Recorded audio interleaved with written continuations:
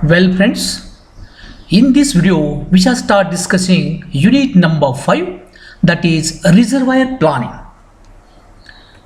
So what is reservoir first? A reservoir is a man-made lake or large freshwater body of water.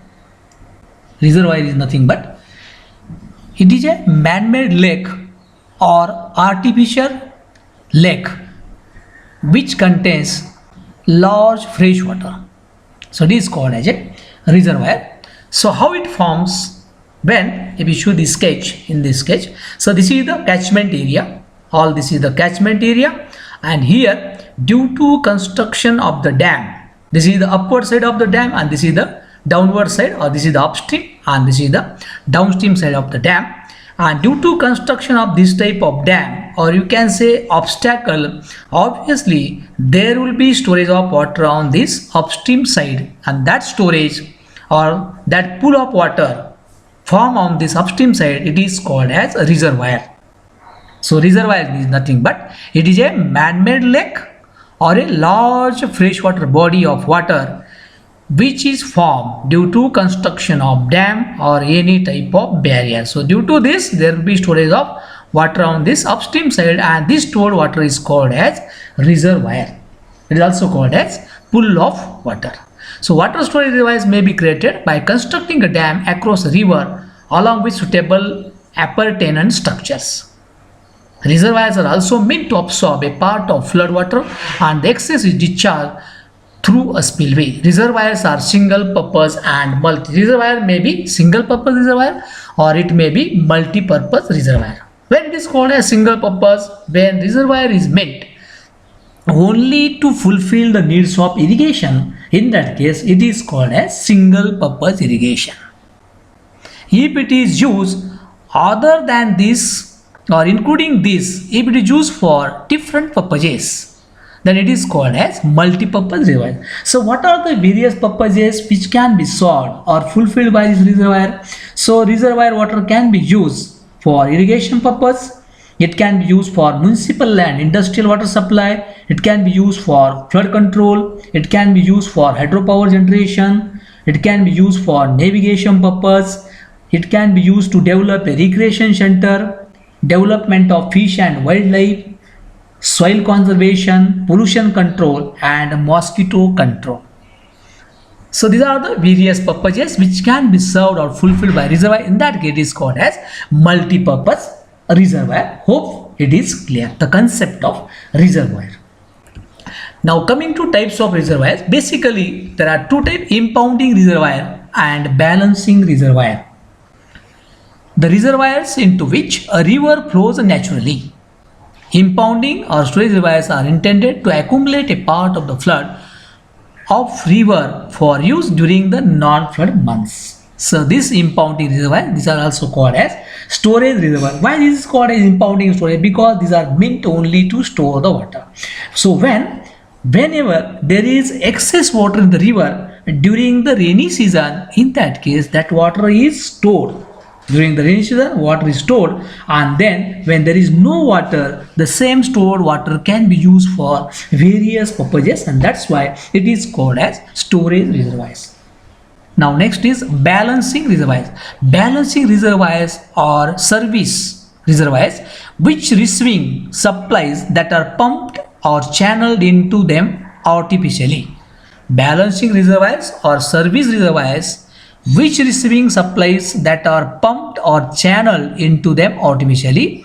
These are relatively small in volume because the storage required by them is to balance flows for a few hours or a few days at the most. So this balancing reservoirs, as name suggests, it balances something. So whenever flood situation is there, so this balancing reservoir, this works as a flood control reservoirs. So for a certain period, with the help of small dam, always these are constructed on the upstream of main dam. So due to this balancing reservoir, there will be certain amount of storage of water, and due to this what will happen, the peoples which are living on downstream of the dam, they will get sufficient time to escape from the flood. So it works as a flood mitigation reservoir also. It works as a flood control reservoir also.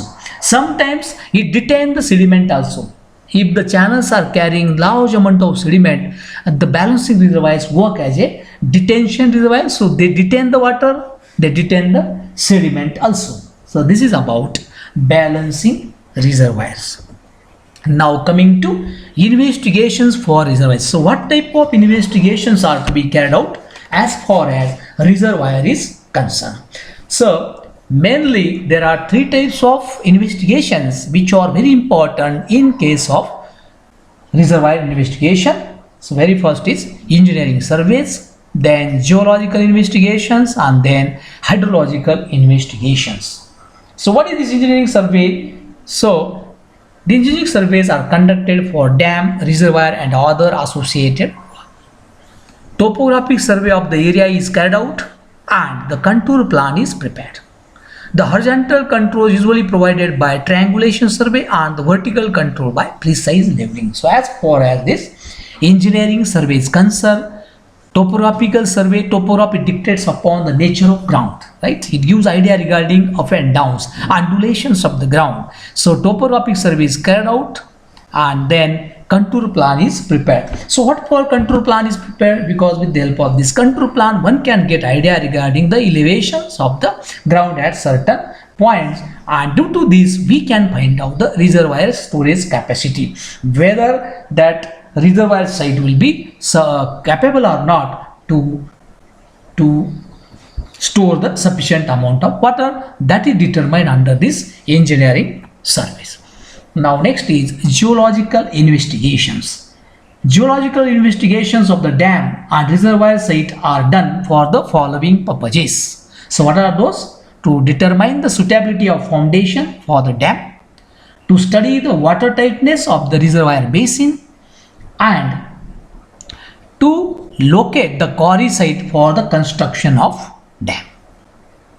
So for these purposes, geological investigation is carried out. So very first is suitability of the foundation for the dam. So dam is not a small structure. It is not like building. It is a huge structure. So huge foundation is required for construction of the dam.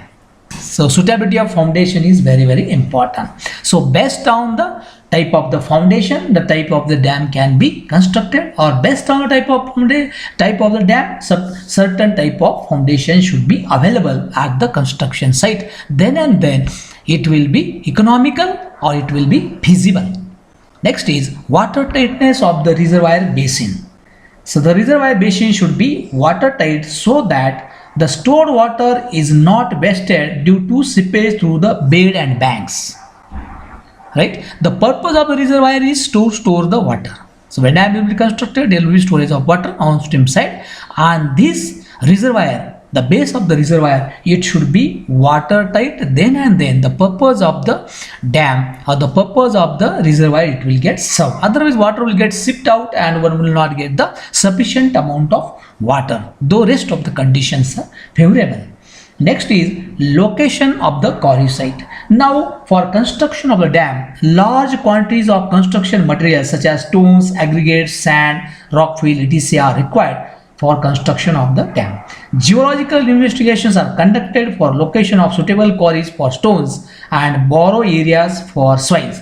The quality and the quantity of the available construction materials are also ascertained. So quality is also important as well as quantity is also important, because if the quarry is there, ample amount of stones are available, but if they are not of required quality, then it is of no use. It is of, for that purpose, the quarry site that should be located properly. So as far as geological investigation is concerned, so this is about geological investigations. Now coming to hydrological investigations. The hydrological investigations are carried out for the following purposes. Mainly there are two purposes: to study the runoff pattern and storage capacity. To study the runoff pattern and storage capacity, and second is to determine the maximum discharge at the site. So very first is runoff pattern. So from this runoff pattern, one can get idea regarding quantity of the water which can be made available in the river for from year to year and season to season. So from this runoff pattern, one can get idea regarding the quantity of water which can be made available from the river from year to year as well as season to season. For a determination of required storage capacity of the reservoir, this is very important. Runoff pattern. So from this runoff pattern, one can find out the reservoir capacity depending upon the runoff pattern. Now next is to determine the maximum discharge at the site. This is very important. The spillway capacity of a dam is determined from the inflow hydrograph. For the worst flood, then discharge in the river is maximum. So this discharge study is very important to design or to select the site for spillway. Spillway is nothing but, in simple words you can say, it is a safety one which is useful for the dam. When excess water is there, it can be discharged with the help of spillway. So to select the site for spillway, to decide the size of the spillway, the maximum discharge, the determination of maximum discharge is very, very important. At the same time, if you take the example of bridge on the river or bridge at any site, in that case, to decide the height of the bridge, the maximum discharge is very, very. Last 30 years data is collected. What are the maximum amount of flood? By considering those, the height of dam is. If you consider the example of Kopargaon Bridge on Palki Road, right? So this undergoes water. What is the reason? Because no due consideration is given to the maximum discharge. So this is very important to decide the height of hydraulic structure. Now coming to next topic, that is site selection for a reservoir. A good site for a reservoir should have the following characteristics. While selecting a site, good site, due consideration should be given to the following parameters or following points. Number one is large storage capacity.